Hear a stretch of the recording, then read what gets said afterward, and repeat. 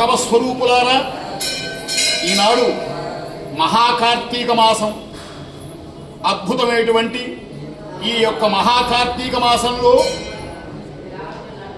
విశేషమైనటువంటి ఏకాదశి, అద్భుతమైనటువంటి ఏకాదశి, ఇలాంటి ముఖ్యమైనటువంటి పర్వదినాల్లో ఎలాంటి తీరమయ్యా ఇది అంటే భాగీరథ్యా పశ్చిమే తీరే ఉత్తరవాహిన్యాం బ్రహ్మణాలే మహామణికర్ణికా క్షేత్రే విశ్వేశ్వరాది త్రయత్రింశత్ కోటి దేవతా సన్నిధౌ అంటాడు.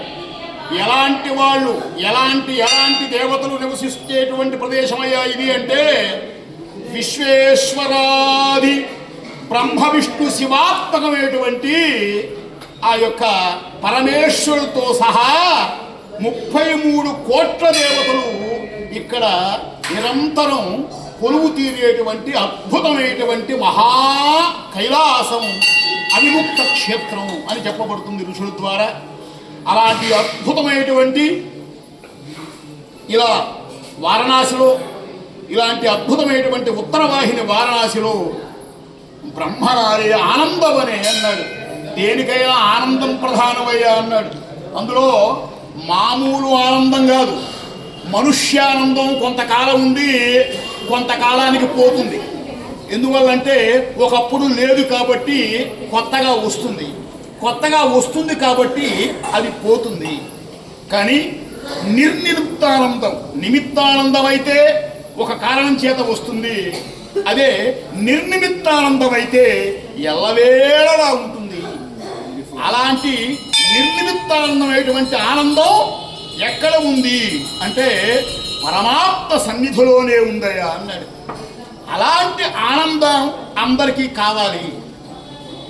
ఎవరు ఎన్ని సాధించుకున్నా ఈ లోకంలో అవన్నీ కూడా ఏ క్షణమైనా కూడా మనల్ని వదిలిపెట్టి వెళ్ళిపోవటము, లేదా వాటిని ఈ యొక్క జనులు పాపం అత్యంత ప్రియంగా సమకూర్చున్నటువంటి జనులు ఒకనొక దశలో ఉన్నట్లుండి వాటిని వదిలిపోయేటువంటి పరిస్థితి ఎవరికైనా తప్పదు. మహారాజులు కూడా ఏ క్షణమైనా అన్నిటినీ కూడా విసర్జించుకొని వదిలేసుకొని వెళ్ళాల్సినటువంటి పరిస్థితి సహజంగా సృష్టిలో ఉన్నటువంటి ధర్మం. కనుక మనం ఇప్పుడు దానికోసం బెంగపడాల్సిన పని లేదు, మనకు దానికోసంగా మనం దుఃఖపడాల్సిన పని అంతకన్నా లేదు. మరి మనం ఏం చేయాలి అంటే ఆనందవనే, నిరంతరం మనకి ఆనందం ఏదైతే కావాలో ఆ శాశ్వత ఆనందం, నిర్నిమిత్తానందం, ఒక నిమిత్తంతో కారణం లేకుండా ఎల్లవేళలా వర్ధించేటువంటి ఆనందమే అందరికీ కావాలి. కేవలం మనుష్య జన్మకి ఒకటే అర్థం అన్నాడు. ఒకటే అర్థం అండి, ఇవి నా మాటలు కాదు, ఉపనిషత్తు మాటలు.